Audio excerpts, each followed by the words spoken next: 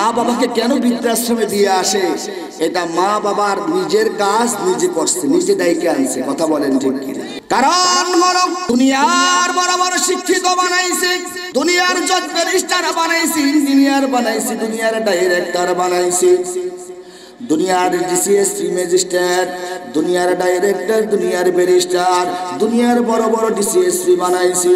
কিন্তু দেখা যায় এমন একটা সময় যে মা বাবা নিজে না খাইয়া, জমি বিক্রি করিয়া, গাবি বিক্রি করিয়া, শেষ পর্যন্ত বাড়ির জায়গাটাও বিক্রি করিয়া সন্তানকে উচ্চ ডিগ্রিধারী বানাইছে, বড় চাকরি পাইয়া এক সময় দেখা যায় মা বাবার খবরটা পর্যন্ত নেয় না। কথা বলেন ঠিক কিনা? কিন্তু না না না, যদি এই সন্তানকে আল্লাহ পাকের আসমানি ইলম শিক্ষা দেওয়া হতো, যদি এই সন্তানকে মদিনাওয়ালার ইলম শিক্ষা দেওয়া হতো, যদি এই সন্তানকে দ্বীনের ইলম শিক্ষা দেওয়া হতো, যদি একজন আলেম বানানো হতো, যদি একজন মুহাদ্দিস মুফাসসির বানানো হতো, যদি একজন কোরআনের হাফেজ বানানো হতো, যদি অল্প টাকা মসজিদ থেকে হাদিয়া পায়, যদিও মাদ্রাসা থেকে অল্প সামান্য হাদিয়া পায়, তারপরে কোনোদিন এই সন্তান মা বাবাকে ভুলতো না, আর ওই বৃদ্ধাশ্রমের মধ্যে নিয়ে পাঠাইতো না। কথা বলেন ঠিক কিনা? কিন্তু দুনিয়ার বড় বড় শিক্ষিত বানাইলাম, কিন্তু কোরআনের ইলম শিক্ষা দিলাম না, মদিনার ইলম শিক্ষা দিলাম না। ও বাবা, ও মায়েরা আমার, আপনার সন্তানকে 3টা বছরের জন্য মাত্র মাদ্রাসায় পাঠান। আপনার সন্তানের বয়স যখন 3 বছর অথবা 4 বছর, আপনার এই সন্তানটাকে একটু মাদ্রাসায় দিয়ে আসেন। মাদ্রাসায় যখন ভর্তি করাবেন, নুরানিতে পড়ালেখা করবে, তারপরে আম্বারা কোরআন শরীফ পড়বে। দেখা যাবে 3 বছরের মধ্যে তার কোরআন শরীফ পড়া শেষ হয়ে গেছে, 10টা সূরা মুখস্থ হয়ে গেছে। ওই ছেলেটার যত রকমের মাসলা মাসাইল দরকার, যত রকমের যা কিছু দরকার, ওই মাদ্রাসায় জানাজার নামাজ শিক্ষা দিবে, মসজিদে জুমার দিনে ইমামতি কিভাবে করতে হবে শিক্ষা দিবে। এই ছেলেটা যদি একদিন বড় ব্যারিস্টার হয়, ইঞ্জিনিয়ার হয়, ডাইরেক্টর হয়, এসিলেনও হয়, ম্যাজিস্ট্রেটও হয়, এই দেশের বড় চিফ জাস্টিস হয়, এই দেশের বড় ডাইরেক্টর হয়, এই দেশের বড় ডাক্তার হয়, এমবিবিএস, এফসিপিএস, এফআরসি, বিসিএস ক্যাডারের বড় ডাক্তার হয়। কিন্তু দেখা যাবে আমার আল্লাহর দ্বীন কখনো ভুলবে না, নামাজ কখনো ভুলবে না, মা বাবার সঙ্গে কখনো নাফরমানি করবে না, বেয়াদবি করবে না। জোরে জোরে আওয়াজ কিনা? কিন্তু দিন শিক্ষা না শিখার কারণে, দিন না শিক্ষা দেওয়ার কারণে, আমার আল্লাহর কোরআন ভিতরে না থাকার কারণে, আল্লাহর ভয় ভিতরে না থাকার কারণে মা বাবা বড় শিক্ষিত বানাইছে, কিন্তু আজকে ঢাকা শহরের বড় অফিসার হইয়া মার খবর নেয় না, বাবার খবর নেয় না। ঢাকা শহরে যদিও বাবা আসে, অনেক জায়গায় দেখা যায় বাবার পরিচয়টা পর্যন্ত সন্তান দেয় না। জোরে বলেন নাউজুবিল্লাহ, জোরে বলবেন না নাউজুবিল্লাহ। আপনারা বলেন তো কথাটা সত্য না মিথ্যা? এরকম অফিসার ঢাকা শহরে আছে না নাই? এরা হলো অফিসার, এরা অফিসার না, এরা কি অফিসার। এবার শুনেন, দুনিয়াতে মানুষ সব জায়গায় যে খারাপ তা না, আছে ভালো মানুষ এখনো। আপনারা জানেন মতিঝিল বাইতুল মোকাররমের ওই পাশে পল্টন একটা অফিস আছে, ওই অফিসের মধ্যে বাবা গ্রাম্য মানুষ কি করছে জানেন? লুঙ্গি পরানো আর একটা গামছা গায়ের মধ্যে পেঁচ দিয়া ঢাকা শহর চলে আসছে ছেলের কাছে। কারণ কি? আবেগের পরে ছেলের কাছে চলে আসছে, জামা পরতে হইব, পাঞ্জাবি গায়ে লাগাইতে হইব, সেই খবর নাই। এখন ছেলের অফিসে যখন আইসা বলছে আমি অমক স্যারের কাছে যাব, কারণ সেই স্যার হলো ওই অফিসের বস। কি কথা কন না? অফিসের বড় অফিসার, বস। বাবারে যখন দেখছে যে স্যার গ্রাম্য একজন লোক আসছে, গায়ে গামছা, লাল গামছা লাগানো, পরনে একটা লুঙ্গি, উনি আইসা বলতেছে আপনার সাথে সাক্ষাৎ করবে। স্যার বুঝতে পারছে আমার বাবা স্যার আর কেউ আসে না। সুবহানাল্লাহ বলবেন না? স্যারে কয় নিয়ে আয়, ভিতরে নিয়ে আয়। আল্লাহু আকবার। এখনো সন্তান যে নাই তা না, এখনো ভালো মানুষ আছে। কথা বলেন ঠিক কিনা? আমার ভাইয়েরা, সন্তান যখন দেখলেন বাবা আসতেছে, দৌড়িয়া সিটটা ছাড়িয়ে যাইয়া বাবাকে কোলের মধ্যে পাজা করে ধরে বাবার সঙ্গে মোলাকাত করে। পুরা অফিসের স্টাফ গুলো দাঁড়িয়েছে আছে। একটা গ্রাম্য মানুষ, গায়ের মধ্যে একটা গামছা, পরনে একটা লুঙ্গি। স্যার সবাইকে বলে, এই লোকটা হলো আমার আব্বা।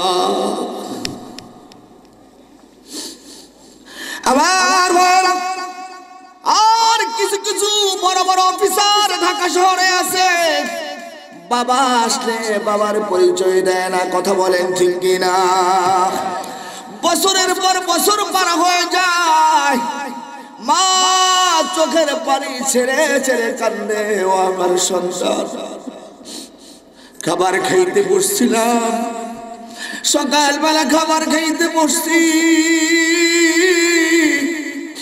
তোমাকে স্কুলে পাঠাইয়া খাবারের প্লেটটা যখন সামনে নিয়ে খাবার খাইতে বসছি, ওই অবস্থায় সন্তান তোর কথা মনে পড়ে গিয়েছিল। দুপুর বেলা স্কুল থেকে আসিয়া যখন খাবার চাবি রে, ওকে খাবার কোথায় থেকে দিব, নিজে না খাইয়া সেই খাবারের প্লেটটা উপরে উঠিয়ে রাখছে। আমি মা এক গ্লাস পানি খাইয়া সারাদিন কাটিয়ে দিয়েছি। আবার বাবা কত কষ্ট করে একটা সন্তানকে মানুষ করে, যে বাবা নিজে কোনোদিন একটা নতুন কাপড় ঈদে কিনে না, নতুন একটা জামা বাবা কোনোদিন ঈদে কিনে না, এক জোড়া জুতা কিনে না, একটা লুঙ্গি কিনে না। সন্তানকে যেইভাবে হোক, যে করেই হোক, এক জোড়া জুতা, একটা নতুন জামা, একটা টুপি আর একটা পায়জামা বাবা কিনে দিত। কথা বলেন ঠিক কিনা? সেই বাবা,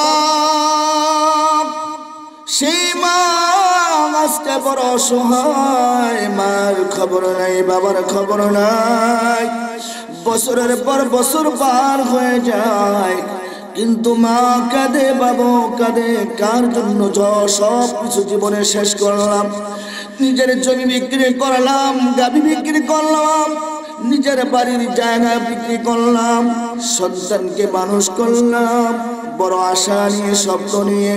কিন্তু সেই সন্তান একদিন দেখা যায় মা বাবার খবর রাখে না। কথা বলেন ঠিক কিনা?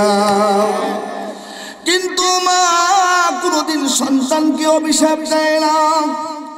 নামাজের মুসল্লায় বসিয়া আল্লাহর কাছে হাত উঠিয়ে বলে, আল্লাহ, আমার সোনামণিকে আল্লাহ তুমি কষ্ট দিও না, আমার সোনামণিকে আল্লাহ তুমি ভালো রাখিও। মাকে কাপড় দেয় না, ভাত দেয় না, খবর দেয় না, তারপরেও হাত উঠিয়া মালিকের কাছে কোনদিন মা বাবা বদদোয়া করে না, অভিশাপ দেয় না। কথা বলেন ঠিক কিনা? যুবক ভাইরা আমার, বিশ্ব নবীর দরবারে যে বৃদ্ধার, যে বৃদ্ধ আর যে যুবক আসছে, ভালো করে শোনো কেমন আচরণ আল্লাহর নবীর ছিল। নবীর সাহাবীরা অবাক হয়ে গেলেন, হতবাক হয়ে গেলেন। কে এই বৃদ্ধার, এই বৃদ্ধ, এই যুবক বিশ্ব নবীর রুমালের উপরে বসার ক্ষমতা রাখে? জোরে চিল্লিয়ে বলেন সুবহানাল্লাহ। দীর্ঘ সময় বিশ্ব নবী সাল্লাল্লাহু আলাইহি ওয়াসাল্লাম তাদের সঙ্গে কথা বললেন। নবী যখন তাফসীরের কিতাবে আসছে, যখন বিদায় করে দিয়ে আসলো, সাহাবাদের মধ্যে কৌতূহল, কে এই বৃদ্ধা, এই বৃদ্ধ, কে এই যুবক রহমাতাল লিল আলামিন বিশ্ব নবীর রুমালের উপরে বসার ক্ষমতা রাখে? জোরে বলেন না সুবহানাল্লাহ। বাবার পরিচয় দিতে লজ্জা লাগে।